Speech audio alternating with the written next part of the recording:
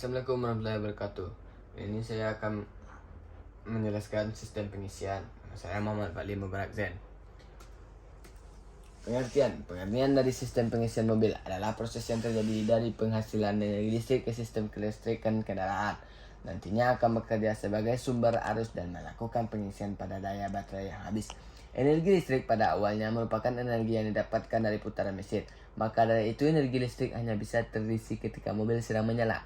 Kemudian, dari putaran mesin tersebut akan diolah oleh beberapa komponen seperti alternator, baterai, sekring, dan komponen lainnya agar bisa berubah menjadi energi listrik. Pada akhirnya, komponen seperti klakson, lampu, dan komponen kelistrikan lainnya pada mobil bisa hidup. Fungsi 1. Fungsi pengisian adalah untuk mengisi daya baterai atau aki yang sudah habis saat proses starting kendaraan. Kedua, sedangkan fungsi supply adalah memberikan aliran listrik pada berbagai komponen kelistrikan yang ada pada mobil, seperti lampu, klakson, radio, dan masih banyak lagi. Komponen pada pengisian berikut adalah beberapa komponen pada sistem pengisian mobil dan fungsinya. Pertama, ada alternator. Alternator berfungsi untuk mengubah energi mekanis menjadi energi listrik. Jadi, saat mesin memberikan putaran lewat puli push and call, putaran yang akan disalurkan melalui V-bell. Setelah putaran disalurkan, nantinya akan muncul arus bolak-balik yang diarahkan kepada dioda. Komponen ini sendiri memiliki beberapa bagian, yaitu stator, dioda, rotor, bearing, fan, dan puli. Kedua, regulator. Regulator memiliki fungsi untuk mengatur besar kecilnya pengisian energi listrik. Tegangan yang dihasilkan akan disesuaikan dengan kecepatan putaran pada mesin. Prinsip adalah semakin cepat maka daya dihasilkan semakin besar. Maka dari itu butuh regulator untuk mengatur besaran daya yang dihasilkan. Regulator akan mengatur besaran arus listrik yang diarahkan ke rotor coil.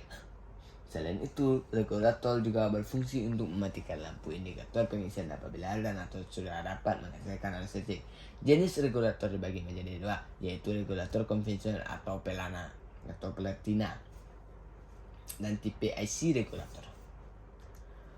3. Baterai dan aki. Fungsi dari baterai atau aki adalah sebagai sumber listrik pada mobil. Berbagai komponen kelistrikan, mulai dari lampu-lampu hingga starter. Selain itu, aki juga berfungsi sebagai tempat pengempungan daya sementara proses pengisian energi listrik masuk. 3. Ampermeter. Ampermeter merupakan komponen yang berfungsi untuk mengatur kebesaran arus listrik masuk ke dalam baterai. Biasanya diaktifkan saat proses pengisian baterai atau komponen kelistrikan lainnya. 5.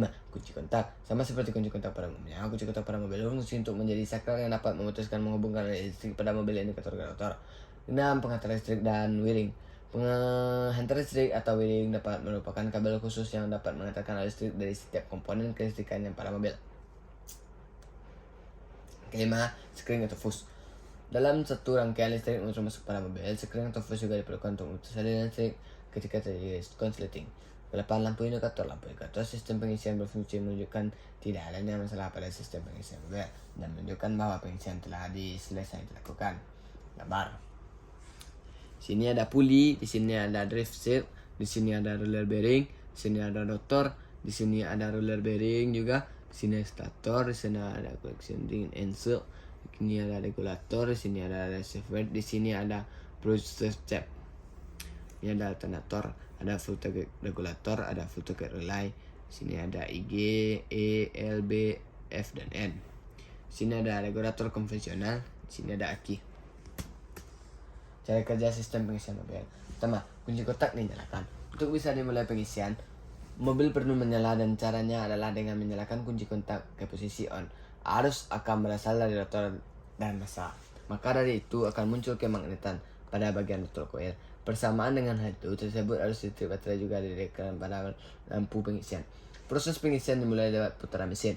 Ketika mesin sudah menyala, maka mesin akan memiliki energi mekanis dan hal ini adalah putaran. Putaran ini akan menghasilkan tegangan dalam stator coil yang akan dialihkan menuju dioda ke menuju rotor aki. Setelah itu maka proses pengisian baterai akan berlangsung. Arus ke rotor ke baterai tidak akan melebihi tegangan karena sudah diatur sedemikian rupa agar tidak mengalami kelebihan arus tegangan mengisi saat mobil melaju. Pengisian saat mobil melaju akan sesuai dengan hukum Faraday yang berbunyi Ketika medan magnet berputar secara terus-menerus memotong kumparan, maka akan membangkitkan beda potensial pada kumparan tersebut. Maka semakin besar putaran mesin, maka akan semakin besar arus yang dialurkan pada baterai dan komponen kelistrikan lainnya. 4. Baterai yang sudah penuh dan lampu indikator ketika poros pengisian sudah selesai, maka arus yang dialirkan pada baterai akan disesuaikan kembali. Meskipun laju mobil semakin kencang, namun listrik akan tetap mengalir ke komponen kelistrikan lainnya. Terima kasih.